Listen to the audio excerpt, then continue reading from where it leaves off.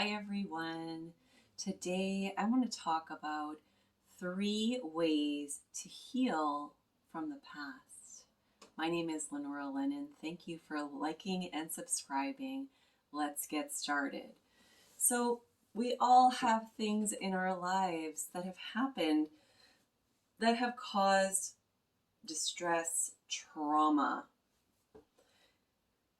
Of course, this is no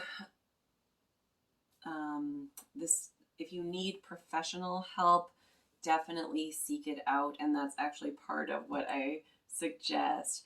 But these are just things to start to bring into your awareness that you can start to work on today to continue to take steps. Likely, if you're watching this, you've already taken many steps to heal from the past. So the first thing is to take the perspective that there is already a healed, whole, healthy, happy, vibrant version of you already present. That is truly what we are. All of the most revered spiritual teachers speak of this, that this physical realm that we live in is only just a smidgen, the tip of the iceberg. Google an iceberg to get a better visual of that. I've heard one recently mention that they suggested that our physical experience was about 20% of who we actually are, and that we are these unlimited, bigger than you could ever imagine beings of divine expression. And we're in this limited experience of life because it's a scenario that allows our unlimited selves to grow and expand more fully. There is an example that I learned from Anita Morjani, where apparently all of the beautiful carvings that Michelangelo created, and people were just dumbfounded by how could he create this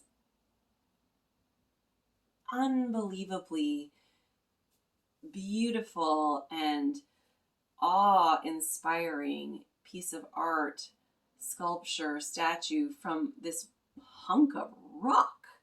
How did he get those lines and the shadow and the realism from this hunk of rock? And he talks about that he didn't create it, he just removed what wasn't there, what was hiding the beauty within that piece of rock. So moving forward in this healing journey with the perspective that you're uncovering rather than like struggling to become healed. You're uncovering the healed you, that precious, if you think of that precious little baby that you were when you were born. If you see a little baby right now and just connect to that pure goodness, that sweet, sweet, beautiful, radiant energy of light and curiosity and sweetness and trust and love that they exude. That's you. That's all of us. We all have that. It's true.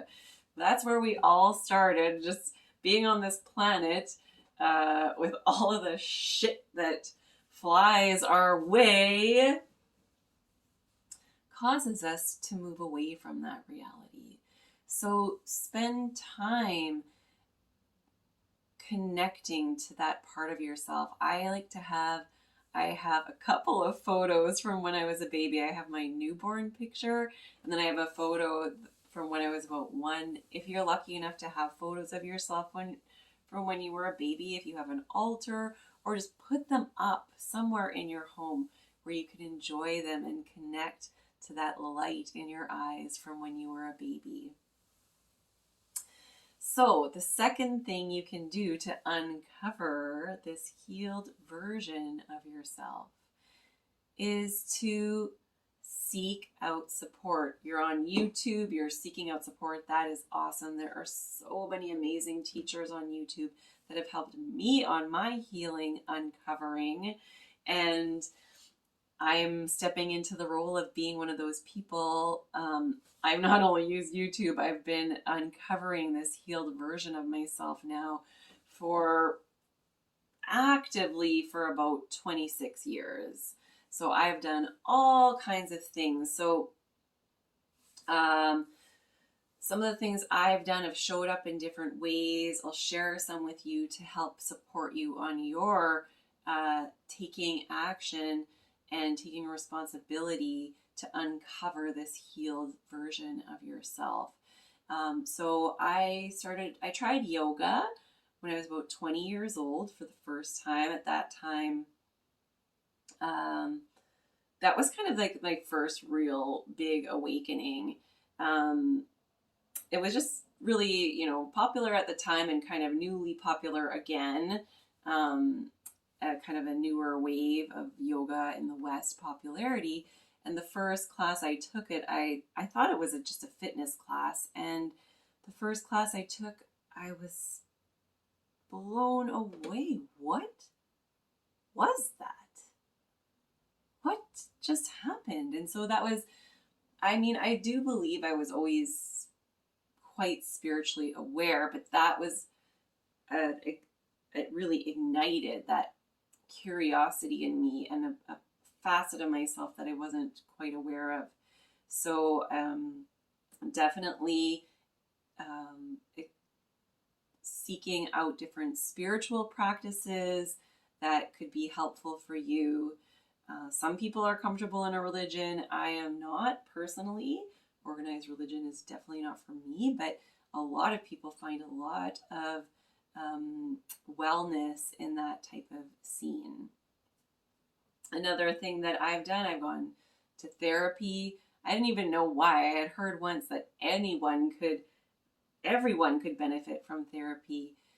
So I had a job where I had some coverage, so I thought, well, let's go check out this therapy thing. And whoa, that was another huge awakening, but more on on the level of the earth plane of practical things in relationships that really were quite dysfunctional. And this is something I'm still working on to this day.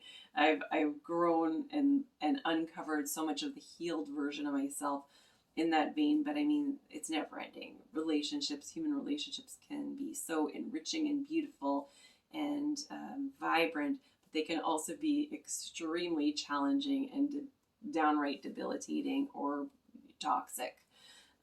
Another thing that I've done is I've worked with plant medicine that tapped me into another facet of myself that I was more subtly aware of before, but it was like a blast off journey into psychedelic journeying and shamanic work, which that again is not for everyone. And if you do choose to do that, I highly recommend you do your research and make sure that you're working with a reputable shaman or teacher that has the proper supports. I unfortunately didn't do that myself, and I didn't have any grandiose, awful experiences, but I didn't have the proper support to help integrate it for myself. But in the end, that ended up being okay anyway, because it was just a learning for me to not put so much into people before I've really vetted them properly. So look for ways to get support in this uncovering, and don't stop trying. Very rarely do people start to move into this work of uncovering this healed version of ourselves, and it happens instantly. It can happen, but it's doubtful. This is something I've been working on for 26 years actively. And there have been situations where, and nothing's permanent so far. I mean, yoga has been on some level, but it's taken it was really big for me for a long time, and then it's really taken a back seat, but it's still present. It's still part of it. Just please don't stop. Take rests, take breaks, but please don't give up. Keep committed to yourself. If you're alive, you are here for a reason. You are. And especially if you're sensitive to the toxicity in our world, there's even a bigger reason why you're here, because you are that light, you are that love, you are that healing, that stand for goodness, and keep chipping away at what is not you to uncover that healed version of you. And the third way to uncover that healed version of you is to learn to become your own best friend. Media is rife with this story of my bestie or my soulmate or my husband. nothing against husbands, but or my wife. I've been single. I'm 46 years old. I've had, significant relationships, but I've never been married. I think personally, part of my journey is to be a stand for this learning to be full and whole in your own self.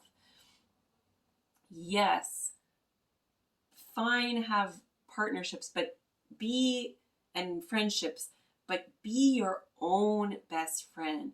Learn to build and grow and be strong and steady, steadfast in the beauty of you, who you are, all on your own. Sorry, I ran out of water.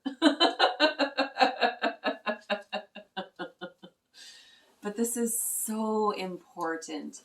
And have supports around you that are buoying you up to be that steady, strong pillar, instead of leaning so hard into this and leaning so hard into that relationship. But have the relationships that buoy you up to be that powerful, healed version of you that you are. And thank you so much for watching the video. Thank you for liking and subscribing. Thank you for having the courage to move forward and step into and uncover this whole healed version of you. If you like this video, check this one out here. Check this one out here. Thank you, thank you, thank you. Namaste. The goodness in me salutes the goodness in you. Mwah.